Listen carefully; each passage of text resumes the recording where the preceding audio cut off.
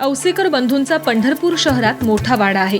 या वाड्यामध्येच दोन वेगवेगळे गोठे तयार केले आहेत। एक गोठा 25 म्हशींसाठी तयार केलाय। या गोठ्यामध्ये चारा आणि पिण्याच्या पाण्याची सोय केली आहे। गोठ्यात स्वच्छ खेळती हवा यावी म्हणून वरचा भाग मोकळा ठेवण्यात आलाय। म्हशींचं उन्हापासून संरक्षण व्हावं म्हणून नेट जाळीचा वापर करण्यात आलाय। गोठ्यातील म्हशींची 2 मजुरांकडून दररोज 2 वेळा स्वच्छता केली जाते।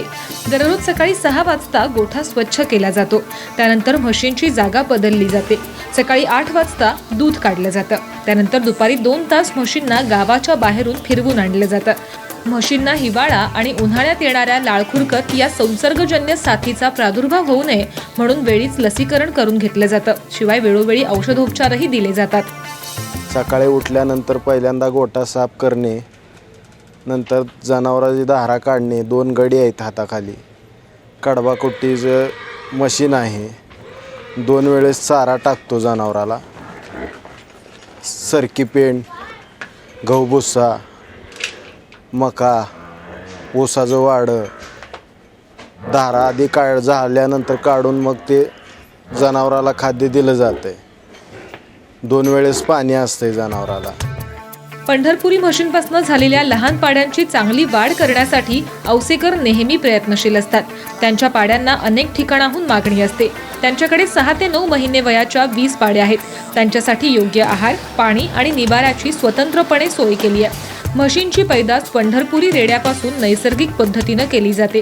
पैदास करण्यासाठी त्यांच्याकडे 4 वर्ष वयाचा एक रेडा आहे। या रेड्याचा पैदाशीसाठी वापर केला जातो। रेड्याची स्वतंत्रपणे निगा केली जाते। म्हशींसाठी ऊस, वाडे, मकवान, कडवळ, कडबा आदी ओला आणि सुका असा मिळून सकाळी, दुपारी आणि संध्याकाळी 3 वेळा चारा दिला जातो। एका म्हशीला दररोज 10 किलो चारा तर 2 किलो पशुखाद्य दिलं जातं। पशुखाद्यामध्ये सरकी पेंड, भुसा आणि गोळी पेंड आदी दिले जातात। त्यासाठी दररोज 2 टन सुका चारा तर 1 क्विंटल पशुखाद्य दिलं जातं। ओला आणि सुका चारा दररोज विकत घेतला जातो। औसेकर यांच्या पंढरपुरी म्हशीपासून दररोज 250 लिटर दूध उत्पादन मिळतं। सर्व दुधाची जागेवर विक्री होते। सध्या 40 रुपये प्रति लिटर दुधाला भाव मिळतो। सरासरी त्यांना दररोज 250 लिटर दूध विक्रीतनं 10,000 रुपये मिळतात। मिळालेल्या उत्पन्नातून चारा, पशुखाद्य, मजूर आणि वीज यासाठी जवळपास दररोज 4 ते 5,000 रुपये खर्च येतो। 2 गोठ्यात 20-20 म्हशी आहेत।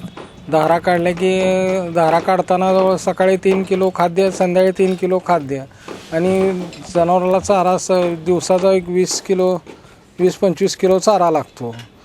मग त्याचं दूध उत्पन्न आहे, त्यातून दुधाचा रेट 40 रुपये लिटर आहे। 40 रुपये लिटर दूध विकतो आम्ही।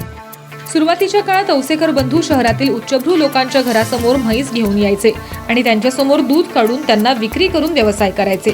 यामुळे त्यांच्या दूध व्यवसायावर लोकांचा हळूहळू विश्वास वाढत गेला।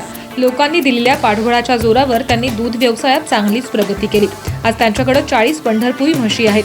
त्यापैकी दूध देणाऱ्या 20 म्हशी आहेत। एका म्हशीपासून दररोज सरासरी 8 लिटर दूध उत्पादन मिळतं। मिळालेल्या दूध उत्पन्नातनं त्यांनी पंढरपुरात संत तनपुरे महाराज मठाजवळ नवीन 3 मजली कमर्शियल इमारत बांधली आहे। इमारतीच्या खाली स्वतःचा दुग्ध व्यवसाय सुरू केलाय तर वरचे 2 मजले भाड्यानं दिलेत। दूध, दही, लोणी, श्रीखंड सगळ्या योजना आहेत। आता आम्ही गिराकांच्या सेवेसाठी फ्रीज, पॅकिंग मिशन सर्व यंत्र घेतले आहेत। पहिले आजोबा हे घरी नेऊन म्हशी दूध पिळत होते। आता आम्ही ते सर्व इथं फ्रीज ते घेऊन आम्ही इथं गिराकांना 12 तास सेवेत कधी पण दूध देऊ शकतो। व्यवस्थित दूध, आम्ही श्रीखंड सर्व काही ठेवलेले आहेत।